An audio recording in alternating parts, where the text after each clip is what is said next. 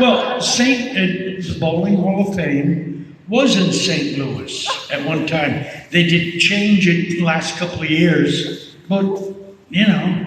Just a catalog of information. The Bowling Hall of Fame in your city? Anybody from St. Louis? I mean, you know. We're against St. Louis now. Okay, I got you. I understand. That's fair. I mean, quickly, sure. Absolutely. I tell you what, we do have a guest question over here, so let's line it up. Talk to me, Carol.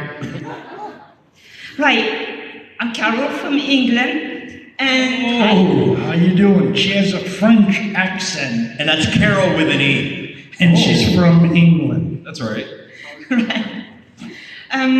I was asked by a friend called Celine to ask Sean the story about the donut. If So you're happy to tell the story about the donut. You mean my dog donut? I don't know, she said to ask you the donut story. Oh, the donut story. Yes. Oh. She won't tell me. The present. Raise your hand if you've heard the donut story. Put your hands down right There's now. a handful of We need to hear this story. Be quiet. There's a handful of people who've heard the... Raise your hand if you haven't heard the donut Put story. your hands up right now. Okay. Yeah, it's worth it. Well, there, that's a preponderance of evidence that I should tell you the donut story. First of all, let me do a little back info.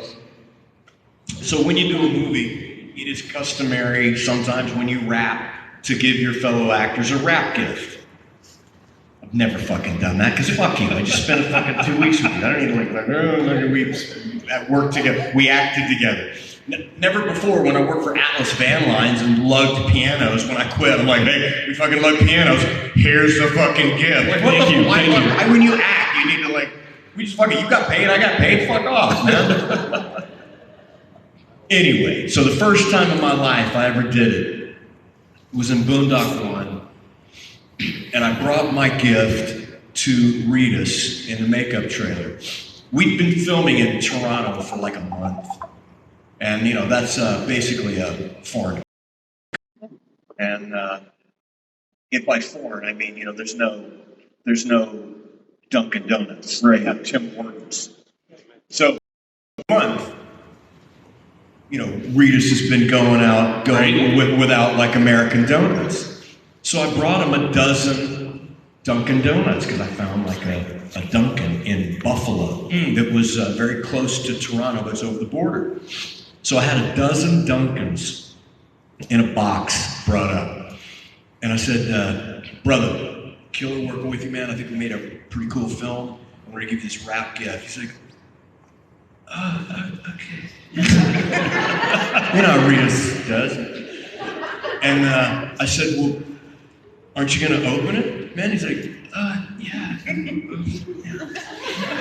So he opened it, and he's looking at me like, oh, it's like donut? It's like, yeah, it's fucking dozen Dunkin' Donuts, man. Like, if you've had any donuts here for breakfast, you've only had these Tim Hortons fucking donuts. That's not American fucking donuts, motherfucker. These are Dunkins. We're still in a foreign country. I brought you a dozen fucking American donuts. Glazed fucking donuts. He's like, oh, yeah. Okay, yeah, that's good. Thank you, man. I was like, you gonna crush a couple? He's like, yeah, I'm gonna eat some. Yeah, I love donuts. Yeah, great. I'm like, well, have a bite, man. I brought them up. They're not going to last forever. They're spoiled. So he picked them up. Yeah, these are really good. Next day, we come into the makeup trailer. I flip the lid. I'm like, dude, there's 10 left. You only had 2 donuts. 10 fucking donuts left. I mean, it's not something you could like take on the plane ride home. They're not going to last forever. You got to crush this fucking donut. Oh, yeah. I'm like, do you have breakfast? He's like, well, I'm like, fucking crush some donuts, man. So we ate 4 more while we're sitting in the makeup chair. So now we're down to 6 donuts. I come in after lunch. I'm like, dude, there's half a fucking dozen. You've only done 50% of the, and then the quality goes down every minute. That's right. You eat That's it. true. That's why you get a dozen donuts. You got to crush that fucking dozen like on day 1, man, for the maximum enjoyment. If my present is a level 100. It's only a level 100 if you crush that shit on day 1. Second day, my present is like an 80 out of 100. Third day, it's a 60. You see, No. It's like more than that. Well, the right? third day, it's like 40. It drops down. It goes down. Yeah. Next day I come in. There's fucking 4 donuts left. I'm like, dude, Rita's. The fuck, man? You're gonna hurt my face? Like, what? No, I was. I'm like, dude, 4 fucking donuts. Like, of course, fucking donuts, man. So he did. He's like sitting there and we're chatting the whole time. He's like, I'm like, are they good?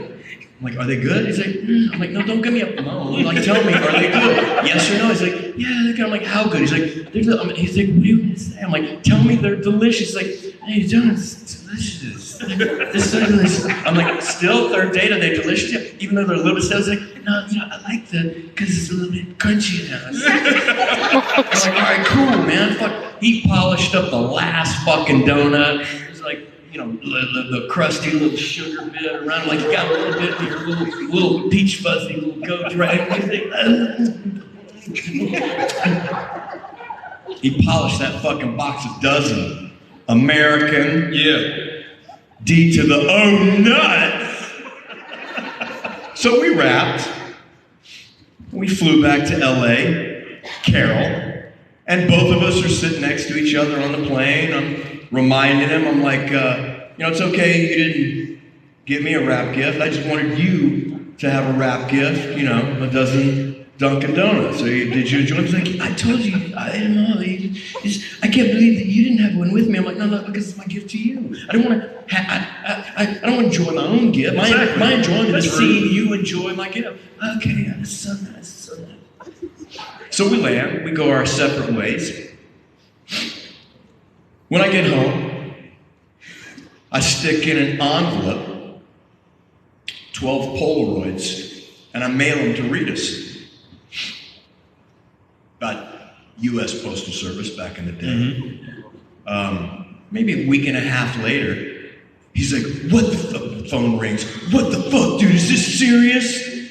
And I just fucking busted out laughing, because in that fucking envelope, Oh my God. there's 12 Polaroids of me, threadless and butt naked, sitting on a Barca lounge with a glaze around my Jimmy Johnson.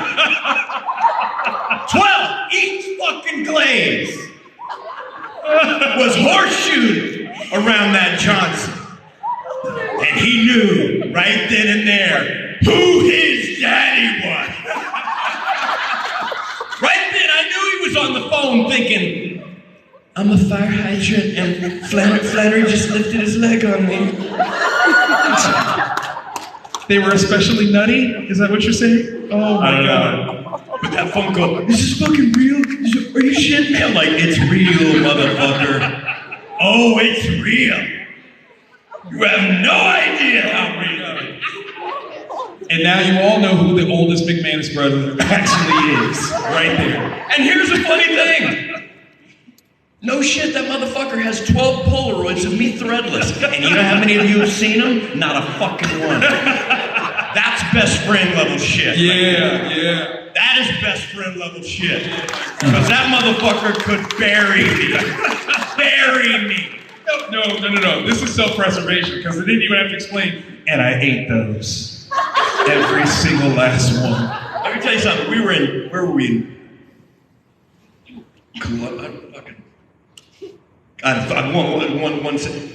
Rita's whole self-defense system consists of, we're in a bar, we're having cocktails, we're shooting the shit. His whole self-defense system consists of, where's Flanery? Somebody go get Flanery.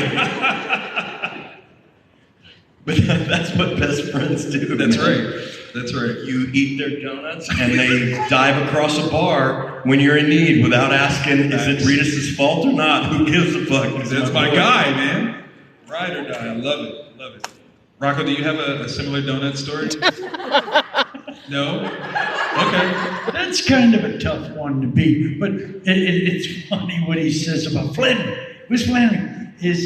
I guess when you guys were on those horses, and Norm doesn't like horses, and they had that crane pick them up, put them on the horse. Flanery like jumps off a building and right onto the horse, and this horse just moves. You know what I mean? Like when it goes from one, boom, it's moving. What do I do? They are killing. They really did. You saw the opening to part 2. They craned Ritas onto that horse. Oh my God. Like motherfuckers on a harness. And they're like, and over and over the horse. And he's just like looking at me, looking at me. Look, I'll be the first to admit, there's some shit I do good in life and shit that I don't do good in life. I grew up in Texas, so I can ride a horse. I've never smoked a day in my life, so I don't know how to roll a cigarette. So we're on the horse, and fucking we're rolling cigarettes, right, in the opening scene. Ritas is pretty much like... and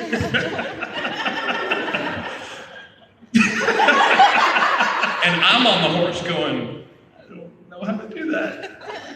I just look like I'm signing, reading the instructions at the same time. Meanwhile, Rita's the horse is fucking rock solid still. That horse just like had an itch and shifted its ass like this. It just went. And Rita just went, "Wow! Flanery, it moved! It just, Swear to God, I'm like, dude, it fucking shifted a hip, bro. It didn't even take a step. And I swear, the trouser worm sprung a leak. I saw a little wet patch. I saw it like you fucking beat yourself. Y'all will never see Daryl Dixon the same way again. Never. Oh my God, that's amazing.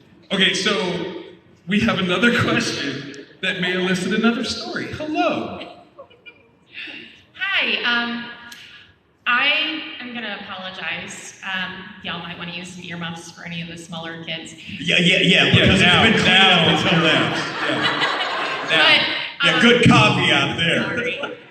But Rock, your F usage, F is my my absolute favorite curse word. You can ask my husband. I wake up in the middle of the night, mad over waking up in the middle of the night, and I'm like, fuck. So I really would love it, Rock, if you can just scream. Fuck. She's judging your fuck talk, man. I am. Cause it's epic. Something bad has to happen to really get him there, you know? Like, it's gotta be a genuine sort of thing. She's offering to flash her tits. Wow! Alright. That's when his voice goes up. I better watch what I say. Yeah. That's why you recorded, man. Don't get us in trouble. Oh my God. It's a beautiful word. Look, my granddaddy taught me the use of profanity when I was a kid, and we had a rule. There was you had to take a PE. A couple of rules though. You had to ask to take a PE. A PE was a profanity exemption. You had to use the word correctly. It could not be replaced with any other word, and you couldn't say it around ladies. Clearly, I fucking broke the third rule. But that was my granddaddy's rule. And when he first explained that to me, he goes, there are some expletives that cannot be replaced. And I said, well, we have English language is so flavorful. Certainly you could replace it. He goes, make no mistake. There's really, really, really, or extremely. He goes, but let me tell you. He goes, let me tell you something, son. A girl walks in the room. 2 of them, matter of fact. One's really, really pretty, and the other one is fucking pretty. I was like, duly noted, Granddaddy. Duly noted. Genius move. That fucking pretty's a dime piece, right? Am I right, gentlemen? You're absolutely right. Yeah, absolutely right. And plus, I can't do that. This young, beautiful girl here. Stand up.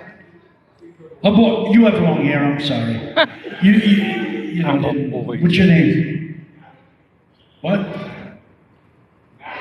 Madden. Yeah. Madden, like John Madden? Yeah. Yeah. That's a good name. That's a lot of pressure. Yeah. I like that. Yeah. We've got, Madden is sitting right here, in our face, are you going to say it? You going to say it? Say it, sir. Say it. I didn't see her. She's Okay. Fair game. That was a good story still, though. I told y'all. Good stories. Hello. Hi. It's Jeff the Flasher. Okay. Sure. She already ratted you out. It's fine. Okay, Don't do the flashing. Dude, you're whispering in front of a mic. The secret. You're gonna make me pull my ass! Fair game. What's your question, Darla? Okay, so this is, well, the first question is for both Rocco and Sean. What was your favorite part of being on the Boondock Saints? And then this question is solely for Sean. I don't know if a lot of people know this, but you were in a horror musical called Carnival, I believe. Would you ever be willing to do another musical movie, if possible? You know, I like good. I don't really seek out genres. I just like good. When I read something, it either moves me or it doesn't, but I don't necessarily gravitate towards horror films or comedies or, you know, any type. I just like good. And it's just like music. You know, there's two types of music in my opinion. There's good and there's bad. That's it. It's lost on me, the difference in styles. An amazing piece of country music moves me as much as an amazing piece of rock and roll, as much as an amazing piece of pop. I mean, what's the difference between rock and roll and pop? The number of people that like it? That's bizarre. That's about it. That's pretty bizarre. Like, there's good and there's bad music. You know, there's good and there's bad scripts. You know, and that's the truth. Carnival, I'll tell you, one of the most impactful moments in my life that happened on filming that. Raise your hand. Anybody remember? I did here's a weird thing. I've spent a career making movies that nobody sees. Occasionally, smart people see them. Occasionally, you do something that just fucking everybody sees, and it's one of the tiniest little things I've ever done. I did an episode of Criminal Minds. Raise your hand if you've seen that. Okay, so a lot of people, it was called Haunted, the episode. We were shooting this in Riverside, California. I had no idea that it was the crystal meth capital of the world. No idea. Like, why would you know that, right? So we wrapped it like, and we're filming a real carnival, and there's carnies working there that are like, you know, serious meth heads. And we wrapped at like 4 a.m, and I'm leaving, and I'm hungry. And so I stop at this liquor store without even thinking about it. I park, I go into this liquor store. There's a dude behind the counter, and there's a couple in there. There's a dude in a big leather NASCAR jacket, and his girlfriend, who's about, 5'10", 70 pounds. And I walk in, and I grab a chocolate milk, a Nestle's Quick, and a Payday. And I'm standing in line, and the lady turns around to me, next to big dude in a NASCAR, Tony Stewart NASCAR jacket, leather. And she turns around, and she looks at me, and she goes, "Dang out!" I said, what? She goes, "Dang out!" I said, I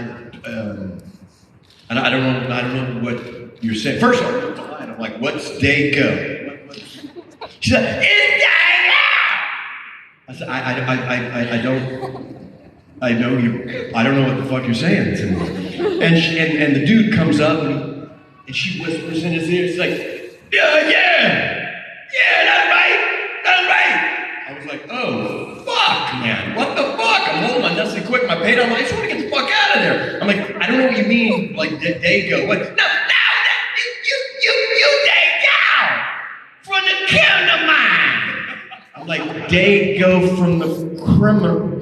You mean Darren Call? That was a character's name. She goes, yeah, that's what I said, Dago from the criminal mind. I was like, oh, fuck. And then she tells me this story.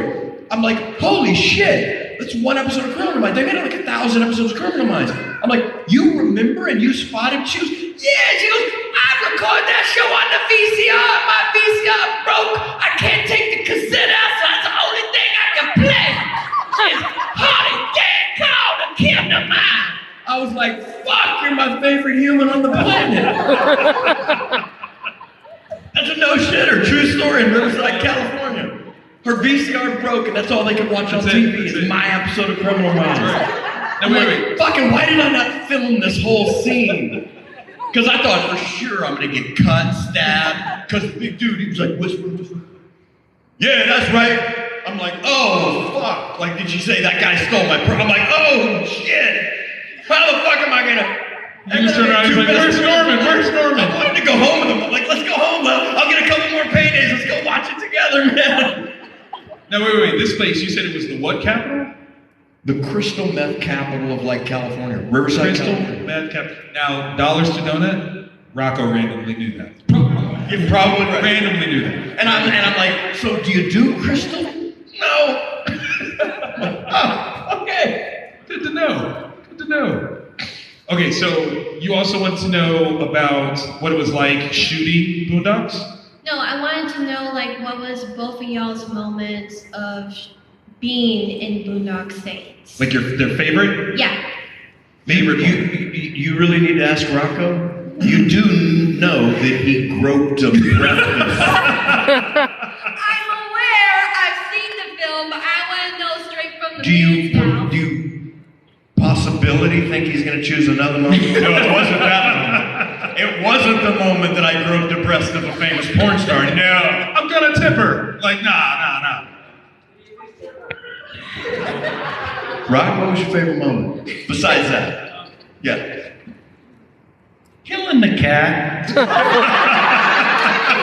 I called you out for killing the cat yesterday? Oh my god. But I do love cats. But I thought it was a very funny scene, and when it went off, all that was fun. Now you asked fun, right? Huh? You Yeah. asked what was your favorite fun? Yeah. It was a lighthearted day, all that. Yeah. I'll go with that. What do you That's a think? good one. That's a good one. That's a good one. Sean, what I about don't want him to, because I'm going to say, oh yeah, he's right. That was better. That, when he went through the glass window, but that wasn't in one, no. It was in two. Yeah, that wasn't too. Mine was ripping the toilet out of the ground. Yeah. Because when Russians steal your brother, that's what you fucking do. That's right. That's right. Rip it out of the fucking ground. Oh my god. Rock, I have to admit, one of my favorite scenes of this movie, and it's grossly inappropriate, is when you had to tell the joke. And obviously, I don't know if y'all know this, I'm black. Just throw that out there. Wasn't sure if it's paying attention. But that's what made it like mad funny to me. And so, clearly, you're being pushed to say something racist. And you're trying so hard not to like get the black guy. And you're like, you're just like, that, yes. How was that scene for you? Because you looked so uncomfortable. It was the funniest thing in the world. Yeah, that was a fun scene too. That mafiosa guy, and it was funny. I'd say sort of black guy, and say, and I go, yeah, that. Yeah, that word, yeah. You just said it was funny. Absolutely hilarious. Absolutely hilarious. Next question. Hi, this question is for Sean. I really enjoyed your work on Young Indiana Jones. Now, hypothetically speaking, if Harrison Ford were to retire from the role and he still wanted to make more Indiana Jones, what are your thoughts on reprising the role? No, I love just turning down like Lucasfilm. You got an oil painting of that happening, right? It's a billboard on the side of the freeway. Flanery turns down Lucasfilm, film that's going to open in 7 billion theaters. Flanery says, nah, I got an independent film I'm going to do. I'm flattered, and I love that people ask me that, as if like, in this instance, people really come up to you and they're like, hey, why aren't you in Top Gun 2? Call them up and tell them you're like, yeah, let me just make that phone call. Hey, by the way, I want to be Maverick. Tell Cruise to step aside, I got this. We would watch it though, tell the truth, right? Right? You would watch that? Of course you would. I'm currently writing. I'm flattered. I don't know anybody that turns down Indiana Jones. Having said that, I mean, I played the young version. I want to see Harrison. That's what. As a fan, that's what I want to see. I don't want to see myself do it. I want to see Harrison Ford do it. I don't want to see anybody else do it. I just want to see Harrison Ford do it. And I would rather the script follow an age-appropriate story with him as Harrison, as Indiana Jones than any other version, really. As a fan, that's what I'd like to see. I can't imagine anybody else being Indiana Jones.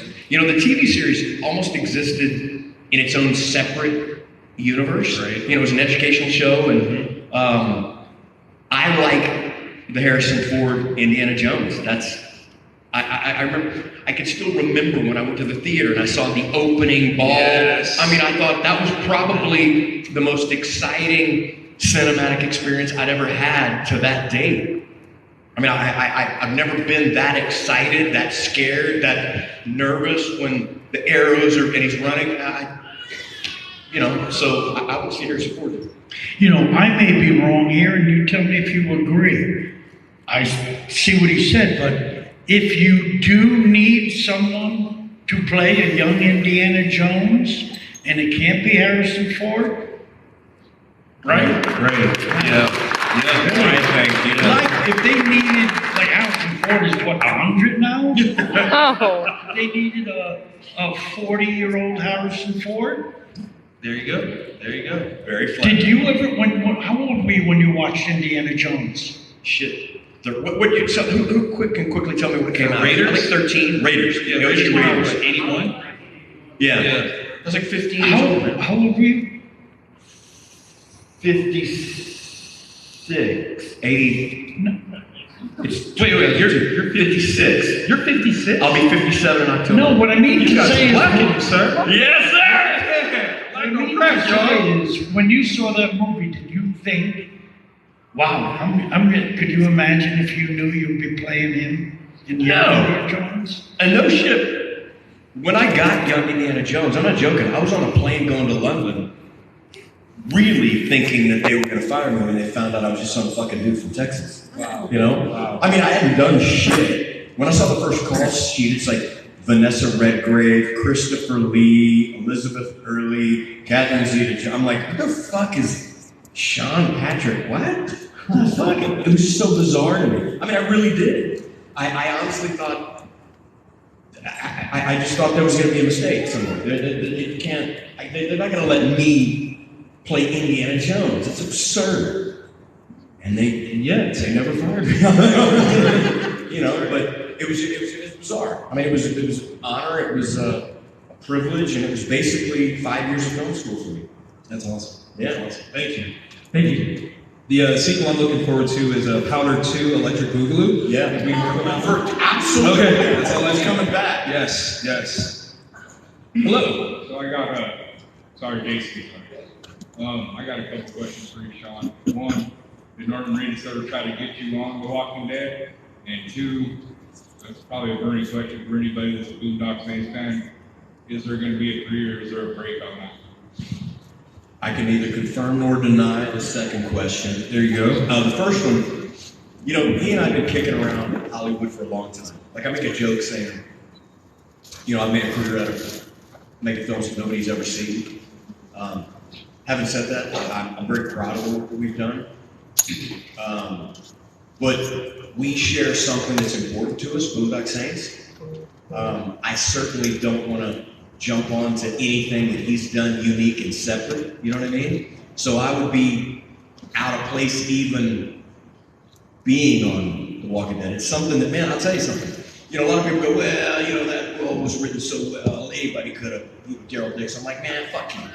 You know, that motherfucker, even though it was a fastball over the home plate, that motherfucker cracked it over the center field fence into the parking lot like nobody else could have. Make no mistake, that show was written for Andrew Lincoln, but it's fucking Daryl Dixon. That's right. It's, man, that motherfucker, he is Fonzie. It was written for Richie Cunningham. That's true. But who's on the shirt, motherfucker? It's Fonzie. The shirt, I can't tell you. I mean, Andrew Lincoln's amazing. But how many shirts do you see with him versus Daryl Dixon? It's that motherfucker did something that nobody else could do.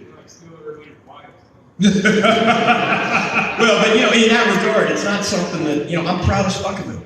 He's one of my closest friends in this industry, and I don't say that lightly. I'm proud as fuck of him, but I don't want to jump in and, man, you did that shit on your own, man. That's your own piece. We'll come together on another Boondock, but holy fuck, I'm a fan. And I'm stoked. Wait, no, that was hypothetical. Don't you do that. Hypothetical, yeah. Don't you do that. I mean, you were quick on that too. I was like, Sean, don't say that. But no, man, I'm tickled to shit. And, it's, it couldn't happen to a better dude. Because like every film that you do, I'm not joking, every single time you do a movie, people do this. They're like, oh my God, it was so great working together. What's your number? We'll do lunch when we get back to LA. You're like, oh yeah, let's definitely. Like, fuck off, I'm not gonna do lunch. Man, I've put so many fucking numbers in my phone from films that never come up on my caller ID. Reese was the first. There you go. We exchanged numbers. I got my own ring. So what are you doing later? Okay, I'm gonna go get Chinese food. You wanna meet me? I was like, yeah. I was like, holy fuck, this dude was still hanging. It was like, holy shit. It was like the dude meant every fucking word. And it's a different dude, man. He exists outside of Hollywood. He's a real motherfucker. For sure. Now you still. Dude, you sound like a donut eater. Yeah. After all that shit, you still. And that's why. He scooted over so fast. I don't know if y'all saw that. That's why. Like, no shit. You know what best friends do? They send their buddy donuts like that. But if anybody else did, I'd kick the fuck out of it. There you go. Reed used to be like, this dude put something on his gift and made me eat it. I'm like, where the fuck is he? Where the fuck is he? I'll choke that motherfucker unconscious. For fun, but I can do it. Yeah. Next question. So I guess that's actually a good transition. I think a lot of people know that you write and you like to tell stories. On your blog a couple of years ago, you wrote a story about Norman locking himself in a bathroom drunk, and you never finished it. If you remember what I'm talking about, can you tell us? Raise your hand if you know what she's talking about. Keep your hand down. I've told y'all repeatedly we want to hear these stories.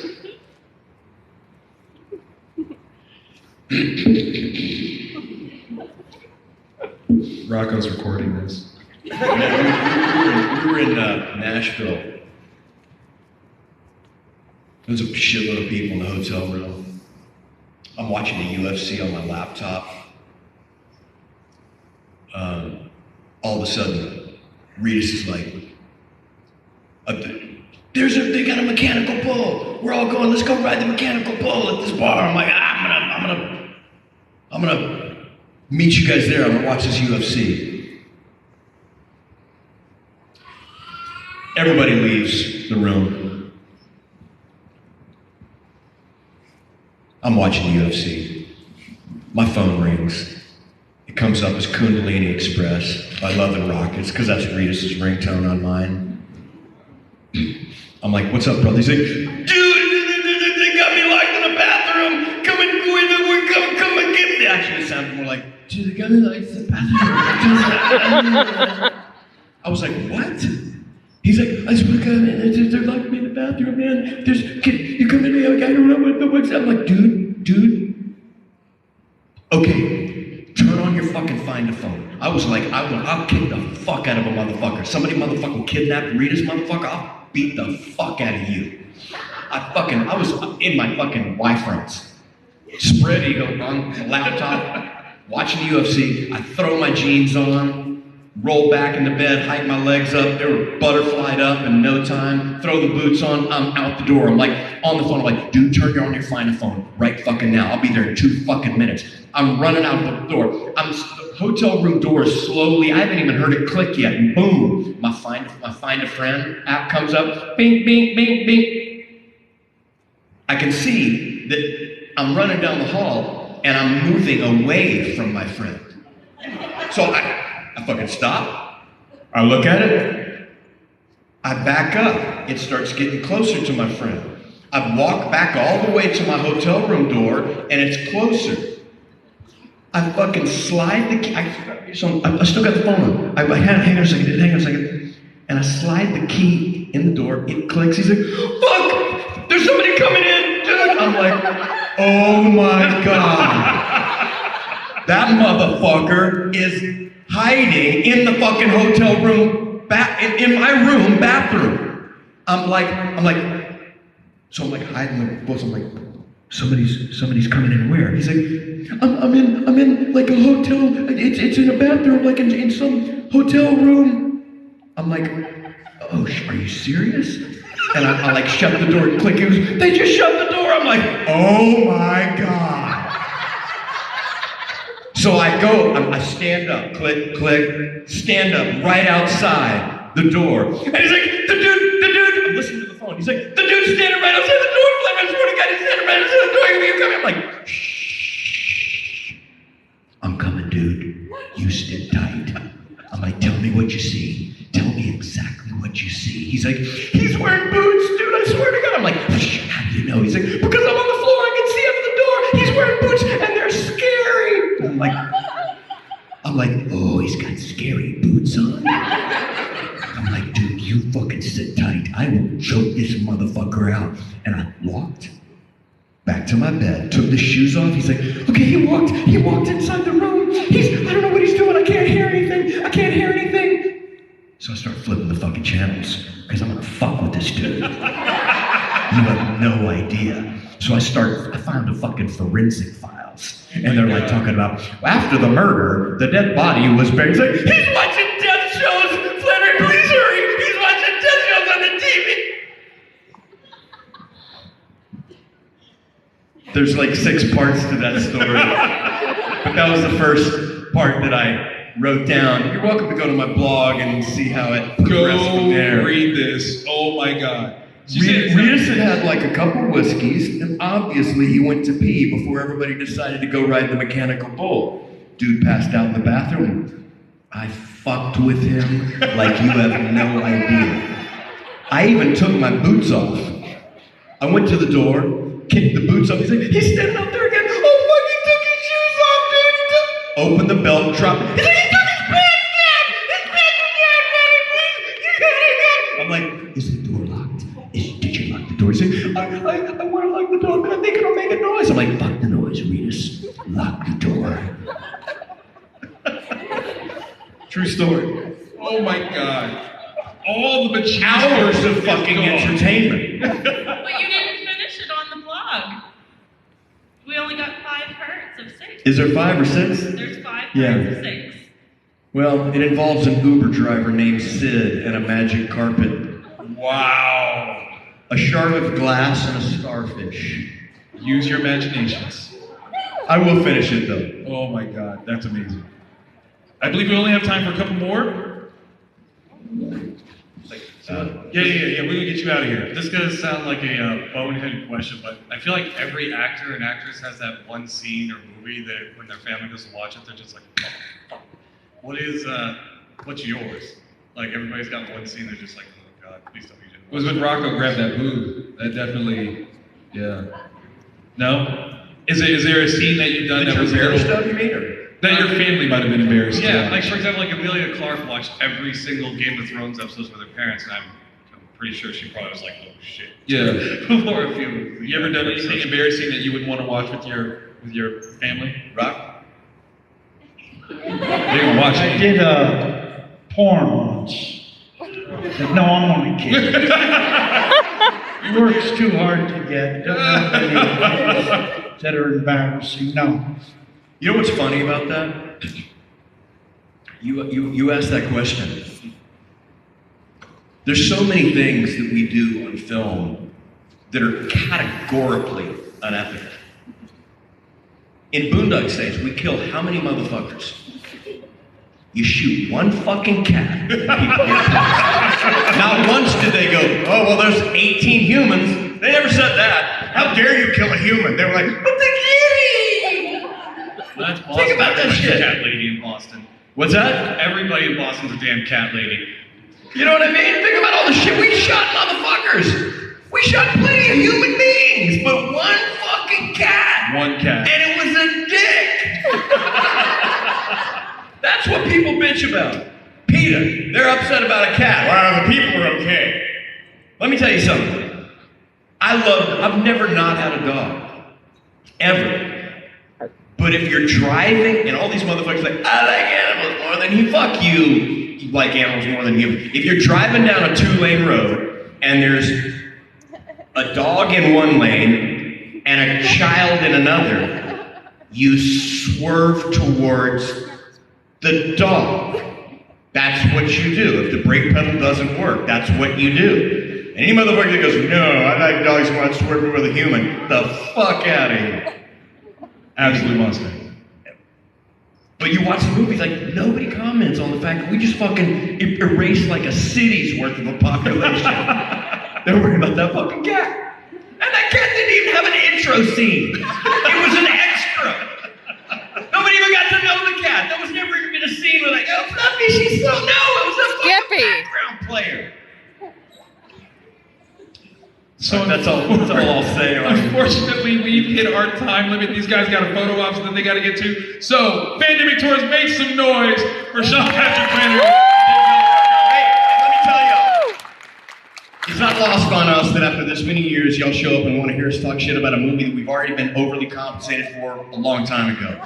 God bless y'all. From my heart, it means a shitload to me, and I know it means a lot to Rocco too. So thank y'all from the bottom of my heart. Oh yeah.